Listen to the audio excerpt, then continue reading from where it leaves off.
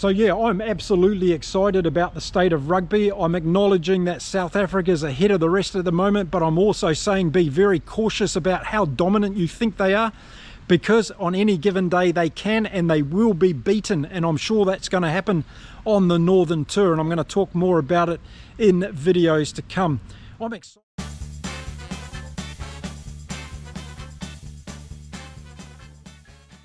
So the 2025 Rugby Championship is over, and the game between South Africa and Argentina played at Twickenham yesterday was a bit of a nail biter towards the end. Now I'm going to talk about that game particularly in this video, give you my honest thoughts and opinions as we look forward to the Northern Tours of these two teams later on this year. So let's go and sit in the park and have a chat about it. G'day everyone, welcome to Inside Rugby with Mark. If you haven't been here before, my name is Mark. I'm a Kiwi rugby fan living in beautiful Cancun in Mexico, and I love sitting in my park every day talking about the great game of rugby. So let's get on with it. And we're talking about South Africa versus Argentina that was played yesterday afternoon at Twickenham. And if you haven't heard the score already, well, it was 29-27 to South Africa in the end. A close game, 2 points in it. So let's go through how the game unwound, and we started off in the first few minutes of the game. In fact, Argentina went over for their first try in the 4th minute of the game. A great effort down the right hand side, Delguy getting over and putting a great start on for the Argentines, and this is exactly what they needed to do. The conversion was good from Santiago Carreras. He's been kicking brilliantly throughout this Rugby Championship. And just after 5 minutes of play, the Los Pumas were off to a really good start by 7 points to 0.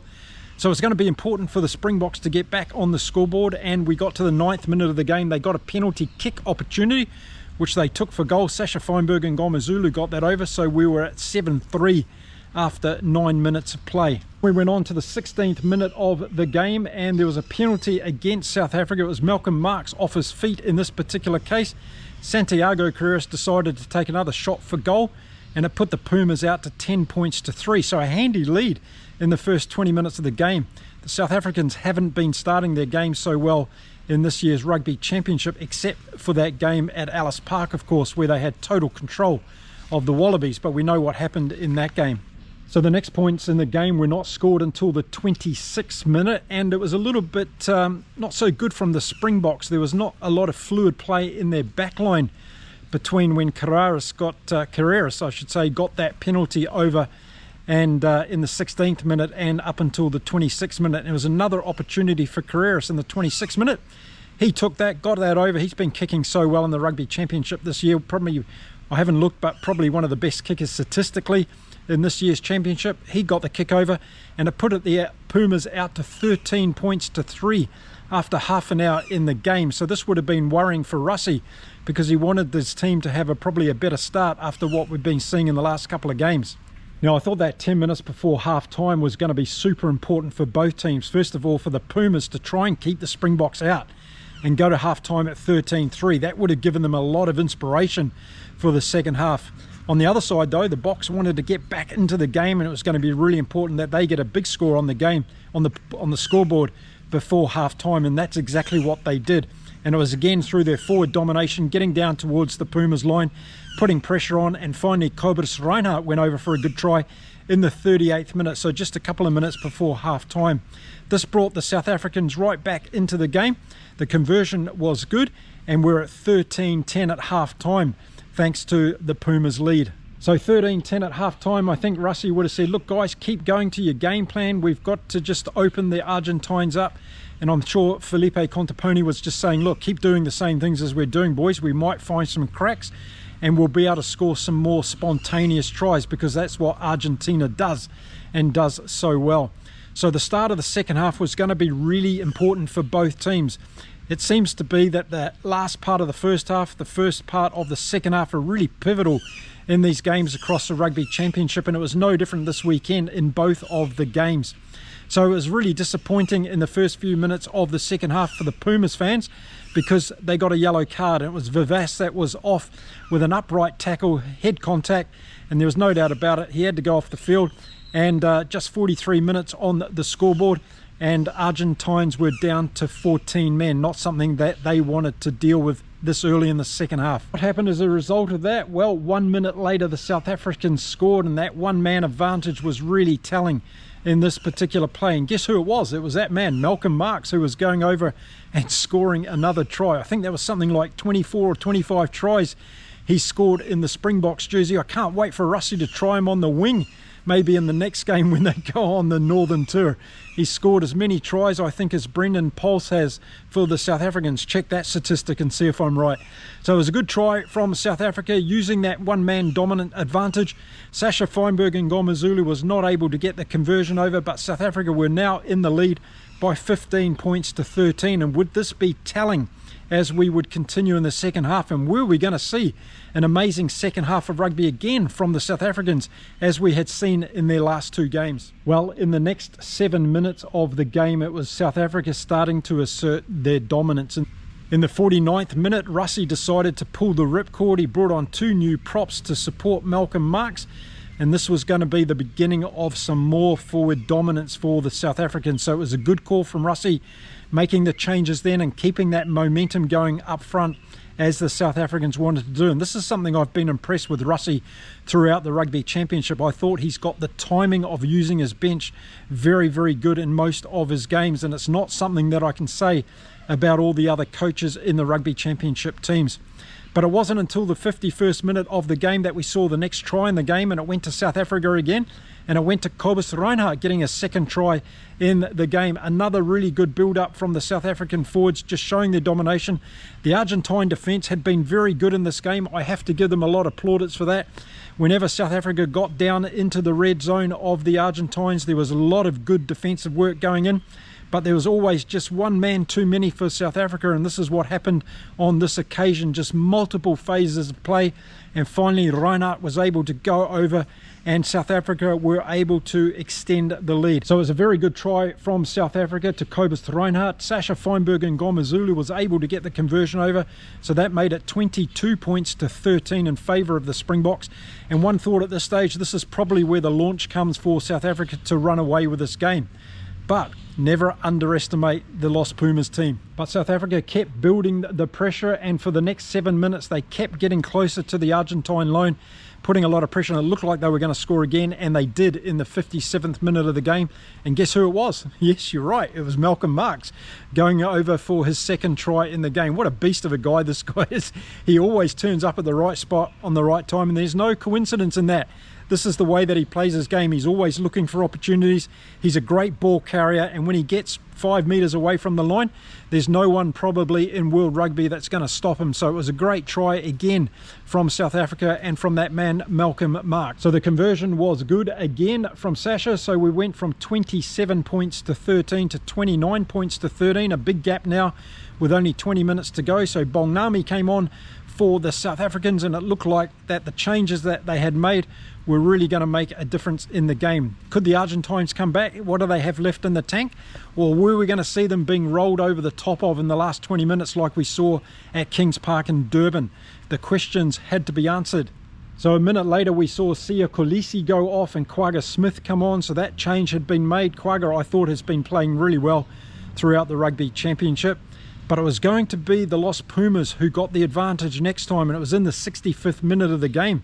And that man, Cheslin Colby, yes, remember the drop kick from last weekend? Well, he did something again this weekend. This time it was a Hail Mary pass throughout the back line, and it was that man Dalgi that was very much aware of what was going on. He was able to control the ball, which was a big part of this play. If you watch the play again on television, you'll see that he actually almost fumbled the ball, but he was able to get it under control, and then he ran away to the try line and scored another really good try for the Los Pumas. So great situational awareness from Dalgi, putting himself in the spot. He saw what Colby was going to try and do, and he took advantage of it and went off and scored a try. And that's exactly what this Los Pumas team do. They look for opportunities like this. They put pressure on the defensive line. Colby thought there was an opportunity out wide. He threw the big long pass, but Dalgi was right there to take advantage of it. Now, so I know a lot of South African fans have been hating on Colby for the 2 errors that he's made in the last 2 games. I challenge you to go back and have a look at the charge down he did of Thomas Ramos' kick in that World Cup game. that helped South Africa get through eventually and win that Rugby World Cup in the end. So please look at what Cheslin Kolbe has done for the Springboks over the years. He's been an absolute masterclass practitioner for your team. A couple of mistakes in a couple of games that didn't end up costing you the game. Come on, give Cheslin Kolbe a bit of a break on this one. But this got Argentina right back into the game, and it was going to be really interesting to see what happened in the last 15 minutes now. Was it going to be the Pumas who came home with wind in their sails, and were the Springboks going to be able to hold out? So after Delgi had scored that try and it was converted, it was 29 points to 20. Probably not enough time in the game for the Pumas to get back and actually win it unless they scored quickly again. And that wasn't going to be the case. But the case was that in the last 20 minutes of this game, the Springboks didn't score any more points. And it was in the dying seconds of the game that the Pumas got over for another try when they had a fantastic crossfield kick from Santiago Carreras that found Esgro out on the wing. It hit him on the chest, and Esgro was able to go for a spectacular try that mirrored exactly what Sasha Feinberg and Gomezulu had done a week before with Cheslin Kolbe, but this time it was Santiago Carreras executing to the exactly same standard and level as what Sasha Feinberg did last weekend. So a brilliant try for the Pumas to end the game with. Unfortunately, it didn't come a little bit earlier, and they had a chance to run down the South Africans in the last minute. It was a truly magnificent try for the Pumas, and it made it 29-25 with a kick to come. And that man did it again, Santiago Carreras, 29-27. Just a 2-point game. And what if and what could have? There was a couple of controversial calls in this game, particularly around Kanan Moody. So that was going to be the final score. So some interesting things for me. The Springboks didn't score in the last 20 minutes of this game, despite the so-called bench impact they have. And the Argentines were able to come home with the wind in their sails and really make it a close game. So they would have been a little bit disappointed, but I'm sure Felipe Contaponi can take a lot away from this game. So it ended 4 tries to 3 tries in favour of the South Africans. As I mentioned, the South Africans didn't score at all in the last 20 minutes of this game. And it got me thinking about this whole hype that we're hearing around South African rugby at the moment about how dominant they are and they're world beaters, and they've won back-to-back rugby championships now, and they've got the World Cup back-to-back. Yes, absolutely. Congratulations to all South Africans fans watching this. You deserve to win the rugby championship, in my opinion, because I think over the course of all the games, you played the better rugby and showed dominance in certain areas, and we saw it again at Twickenham against the Pumas. That forward dominance was on display again. The scrum was very, very strong. And the Pumas, until the last 10 minutes, they weren't able to find a solution. But I think they have, because when Rapenti came on for the Argentines, he was absolutely brilliant. The young 20-year-old who I had never seen play before, he came on as a prop, and he really gave some might to that Pumas forward line. And along with Wenger, they actually won a scrum penalty against the Springboks, and we haven't seen that for a while in a game. So that was really, really interesting to see. And I think the Pumas have got a secret weapon there as they head towards the Rugby World Cup in 2027. That's what I love to see from all the teams. As we see these new players come in, they've been given these opportunities, and we're going to see this young prop, I'm sure, a lot for the Pumas in the future. I'm very excited about him. But getting back to South Africa and all this hype that's going on about them being world beaters, where do I stand on that? What do I think before we start the Northern Tours? Well, I tell you what, South Africa is playing some very good rugby. We saw that last weekend at Kings Park. They didn't have the fluidity in their game this weekend, but a lot of that has to do with the Pumas, and that's something that a lot of South African fans ignore. They always put the blame on the South Africans not playing so well. Well, it's because they've got competition and they've got pressure coming at them from different angles, and that's exactly what the Pumas did in this game. And recognise what the opposition actually brings to these games. It's going to be almost impossible, as I talk in all my videos about a team dominating a game for 70 or 80 minutes at this level of Test rugby anymore. It's not going to happen. Let's understand that. And the reason is because we're seeing momentum shifts in this game. We saw it in this game from South Africa, that 5 or 10 minutes before halftime and that 10 or 15 minutes after halftime. That's where South Africa won this game. They had a yellow card against them with Vivas going off. They were down to 14 men, the Pumas. The South Africans were good enough to take advantage of that with Malcolm Marx getting that try, and then they were able to get another try to Reinach. That's where they won the game. But the Pumas came back in this game in the last 20 minutes, and they really gave it helter-skelter to try and come back and win the game. And I've got to give them a lot of credit for that, because this Argentine team, they didn't sit down last weekend at Kings Park and give up, and they didn't give up in this game, and they were rewarded better in this particular game. So my opinion on this at the moment is, yes, I think South Africa is the best rugby team in the world at the moment, but they're marginally ahead, and on any given day they can be beaten, and they will be beaten, because another team will turn up and they'll win those big moments and those big exchanges, and they'll do something of brilliance, and they'll be able to beat the South Africans. And I think that's what we're going to see going forward. They've got to come up with a plan on how they can get some ball against the South Africans, but the statistics were interesting in this particular game. The Argentines dominated possession. They had 52% of the possession, but South Africa dominated the territory. They had 52% of the territory. So when they did get down and have an opportunity to score points, the South Africans were successful in doing that. So these momentum shifts and these particular statistics around possession and territory are important ingredients in analysing all of these games, in my opinion. And I think if the Argentines were more disciplined and they didn't lose that man after half-time, if they were able to stop South Africa from scoring just before half-time, this game would have been completely different, and we'd be talking about a different result. Also, that refereeing decision around Kane and Moody was a no-brainer as far as I was concerned, and a lot of other rugby fans around the world that saw it. So put that aside, because we have refereeing issues in every game. I know it, we talk about it, you talk about it in the comments, and I'm not specifically focusing on that, but that would have made a big difference in this particular game. The TV commentators agreed on it, and also a lot of fans online have agreed with it. So the South Africans, if you look and analyse the game down to that level of detail, there was a lot of things that the Argentines did very well in this game. They kept playing to their DNA, their spontaneous play. They were able to execute that try from Santiago Carreras kicking over to Esgro was brilliant in the last minute, and that deserves a lot of kudos. So I'm sitting here looking at this game as a pure rugby fan, and I'm getting excited because there's a lot of good things to see from both teams, and it was very, very close in the end. So when I look at the game yesterday from the South Africans' point of view, I thought Malcolm Marx was the standout. He was the man of the match for me, not Cobus Reinach. And I thought that the South Africans played very, very well in games. We did see some good breaks again from Sasha Feinberg in Ngomazulu, and we all realise that he's not going to be able to play at the level he did last week in every single game, and that has to be an expectation that's set across the rugby world. But we saw other really good performances in this game. Preskintelli for the Argentines coming out there at number 10 for his first game in such a pressure cooker game.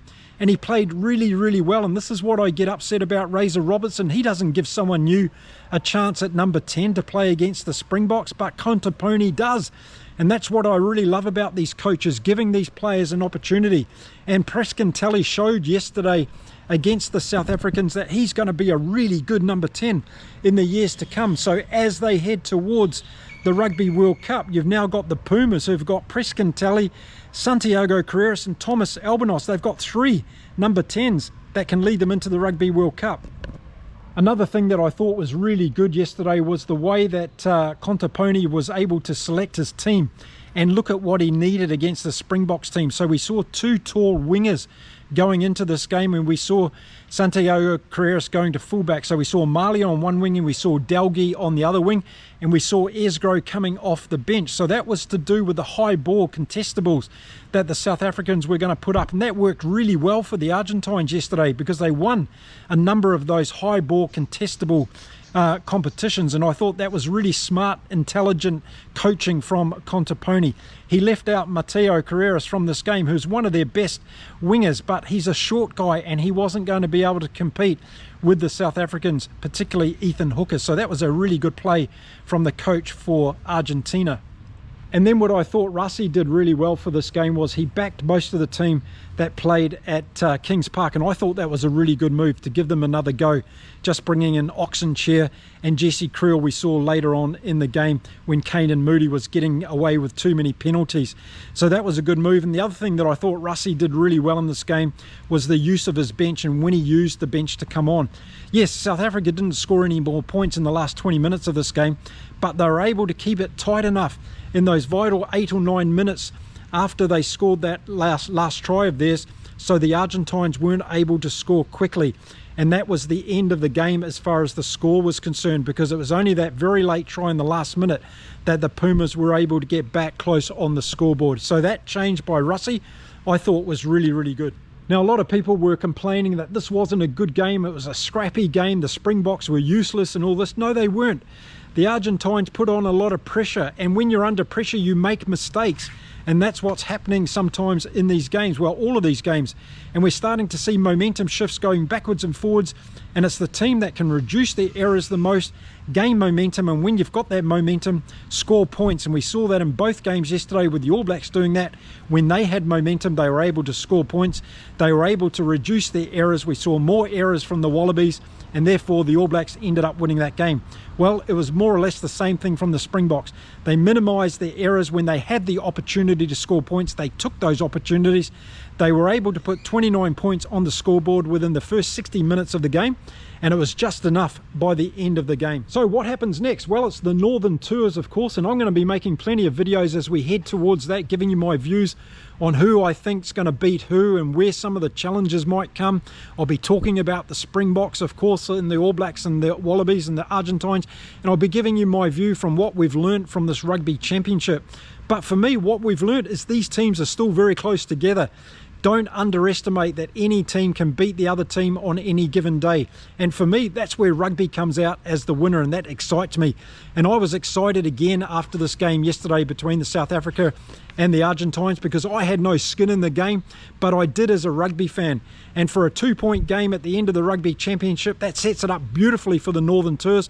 We can all get excited, the hype can build up again, and we can look forward to some really close challenges, because that's what I think we're going to get in the Northern Tours. Don't get me wrong, South Africa deserved the Rugby Championship. They played the better rugby, I think, overall, on top of the other teams. They were dominant at times. Those performances in Wellington and also last weekend at Kings Park were outstanding. There was some great individual brilliance as well, but we're seeing some individual brilliance from other teams and other players. Santiago Carreras, for me, has to be one of the standout Pumas so far in this competition. He played extraordinarily well. I also like the way that their forwards were going towards the end. They were starting to build some momentum. They've got this young guy, Rapenti, who's come in now. He's going to be a standout, I'm sure. And with Thomas Albanos coming back in, I think that's probably one of the differences that I saw between South Africa and the other teams in this year's Rugby Championship. The depth of their squad is definitely making a difference. There's no doubt about it. While South Africa have got some injuries as well, Russie is able to cover with world-class players who have got experience in those positions. And don't forget, we didn't see Kurt-Lee Ardenser, we didn't see Edwil van der Merwe, we didn't see Mapimpi and all those guys in this series. And we saw other great players coming in like Ethan Hooker, Kane Moody playing more games, Sasha Feinberg and Gomazulu coming into it. And I think that's where Russie's got it right over these other coaches at the moment. He's just building greater depth. But I also see that being done by Australia and Argentina to a great degree as well. Felipe Contaponi is not scared of trying new players in big games. We saw it this weekend where Priskin Tally came in at number 10, and we also saw Picardo at number 13 coming in, which was also another good play and introduction. We've seen it from Joe Schmidt throughout the Rugby Championship, because Australia's been decimated with injuries. Over 17 of their top line players have been injured throughout the Rugby Championship, Australia. So when they come back strong and fit, they are going to be a force to be reckoned with. Whereas Razor Robertson, we haven't seen a lot of the young players coming in from New Zealand Rugby and given an opportunity. Can you imagine that Robertson would put Ruben Love at number 10 against the Springboks? Well, Los Pumas did that. They put the young guy in against the Springboks at Twickenham, and look how he played. He played absolutely brilliantly. So yeah, I'm absolutely excited about the state of rugby. I'm acknowledging that South Africa is ahead of the rest at the moment, but I'm also saying be very cautious about how dominant you think they are, because on any given day they can and they will be beaten, and I'm sure that's going to happen on the Northern Tour, and I'm going to talk more about it in videos to come. I'm excited about what we're going to see. There's going to be some brilliant more rugby before the end of the year at test level, and I'm going to be covering it all here on my channel at Inside Rugby with Mark. So as I know you will, let me know in the comments what you thought about what I've shared with you today. That's just my opinion, of course, as a rugby fan. I'm no more than that. I know as much about the game as you do. So I'd love to hear what your thoughts and opinions are. Don't forget, before you go today, make sure you hit the subscribe button, give this video a like and a thumbs up, share it with all your rugby mates, and tell everybody there's a Kiwi guy in Cancun, Mexico, who's trying to give rugby fans a whole voice across the world of rugby. It's called United Rugby Fans. We're launching soon, and you can all be involved so we can make the decisions and be involved in the decisions of changing the game of rugby around the world, as we should be, because we are the game and we should never forget it. Okay, I'll see you all again soon. Thanks for watching my videos. I'll be back again with some more content in the not too distant future. Until then, it's time to say adios from beautiful Cancun in Mexico. Bye for now, everyone.